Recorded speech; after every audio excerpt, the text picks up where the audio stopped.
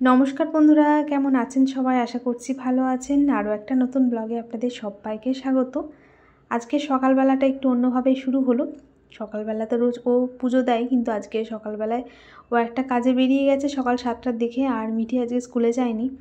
তো সকালবেলা ঘুম থেকে উঠে ফ্রেশ হয়ে প্রথমে রান্নাঘরে চলে এসেছিলাম। ওর জন্য যে একটুখানি আলুর তরকারি আর রুটি বানিয়ে দিলাম।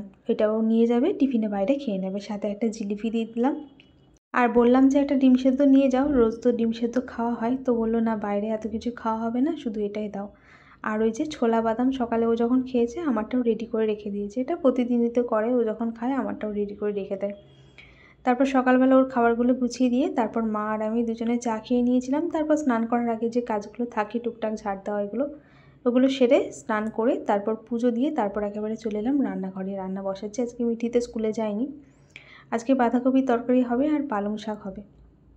তো এই যে একেবারে স্নান সেরে পুজো সেরে নিশ্চিন্তে এসে রান্না বসালাম। আর ওই তো আলুর তরকারি আছে, মা আর আমি টিফিনে ওই দিয়ে মুড়ি খেয়ে নেব। আর মিঠির জন্য ওই কালকে রাত্রে বিরিয়ানি এনেছিল, তো সেই বিরিয়ানি আছে, ওটাই মিঠিকে গরম করে দিয়েছিলাম টিফিনে। আর বাঁধাকপি তরকারি কিন্তু আমরা নিরামিষ করে রান্না করি, মানে পেঁয়াজ রসুনটা দিই না, আদা জিরে দিয়ে রান্না করা হয়। তো তরকারিটা বসিয়ে দিলাম। আর আমাদের বাগানে তো একটা কুমড়ো গাছ আছে, কুমড়ো কিন্তু ধরছে না, কিন্তু রোজই দুটো একটা করে ফুল ধরছে। তবে ফুলগুলো তেমন একটা তোলা হয় না, দু একটা ফুল দিয়ে আর কী করবো। তো আজকে মা বাগানের দিকে একটু গেল, তো একটা গাছে ফুল ফুটেছে বলে তুলে দিল, বললো যে শাকে দিয়ে দিস। কী সুন্দর দেখতে লাগছে ফুলটা, হলুদ টুকটুকে। তো চলুন ওটাকে শাকে দিয়ে দেবো। এমনিতে তো কুমড়ো ফুলের বড়া ভালো হয়, তো একটা ফুল দিয়ে আর কি বড়া করব। তরকারিটা বসিয়ে দিয়ে একটুখানি টিফিন করে নিলাম। ওই যে মুড়ি, ছোলা যে সকালে ও রেডি করে রেখেছিল, পুরোটা খাইনি, একটুখানি ছোলা রেখে দিয়েছিলাম।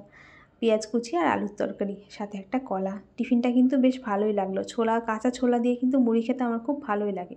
এদিকে বাঁধাকপির তরকারিও আমার হয়ে গেছে। সবশেষে ওই যে ভাজা মশলা, মানে ওই গোটা জিরে ধনে একটুখানি ড্রাই রোস্ট করে গুঁড়ো করা ছিল, ওটা দিয়ে দিলাম। আর লাস্টে একটুখানি ঘি, ব্যাস নাড়াচাড়া করে নামিয়ে নিলেই তরকারিটা একদম রেডি হয়ে গেছে। আজকে কিন্তু মাছ মাংস ডিম কিছুই হয়নি, মানে নিরামিষ মানে সেই নিরামিষ না, পেঁয়াজ রসুন সবই দিয়েই তো রান্না হচ্ছে, কিন্তু মাছ মাংস ডিমটা আর কি হয়নি, কারণ আজকে মাছ ছিল না বাড়িতে।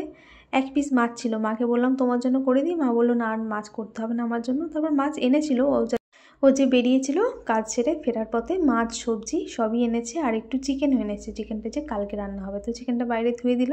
আর মাছটাও আগে মা ধুয়ে দিয়েছে, ফ্রিজে রাখা হয়ে গেছে।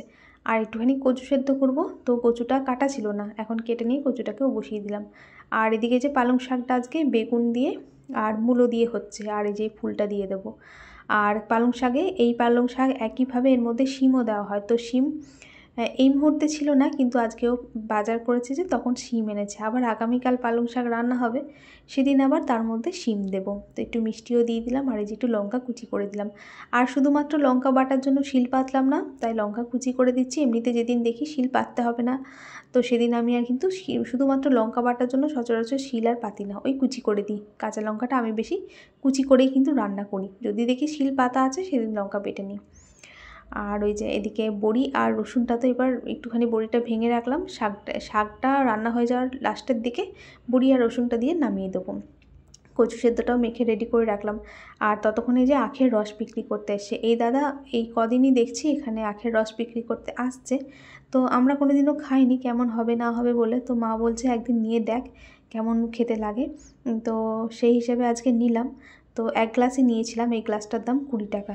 তো চলুন ঘরে নিয়ে যাই, তারপর একটু পরে খেয়ে বলছি কেমন লাগে, মানে কেমন আখের রসটা একটু পরে বলছি। তার আগে যে শাক আমার হয়ে গেছে, নামানোর আগে যে বড়ি আর রসুনটা দিয়ে এটাকে নাড়াচাড়া করে নামিয়ে নিলাম। ওদিকে ভাত তো একবার ফুটিয়ে গ্যাস বন্ধ করে দিয়েছিলাম, এখন আর একবার ফুটিয়ে ভাতটা নামিয়ে নিয়ে তারপর আখের রসটা খাবো।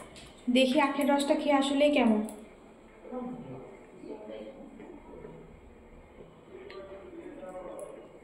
খুব ভালো, কোনো ভেজাল নেই, খুবই ভালো।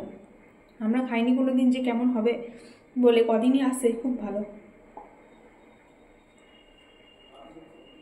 মিঠিকে বললাম একটু একটুখানি নিয়ে বললো হ্যাঁ ভালো ভালো বলে চলে গেল।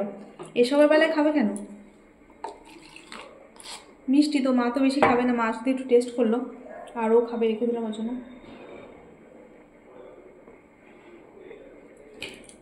দারুণ খেতে, অনেকটা বড় গ্লাস, 20 টাকা গ্লাস, খেতেও দারুণ।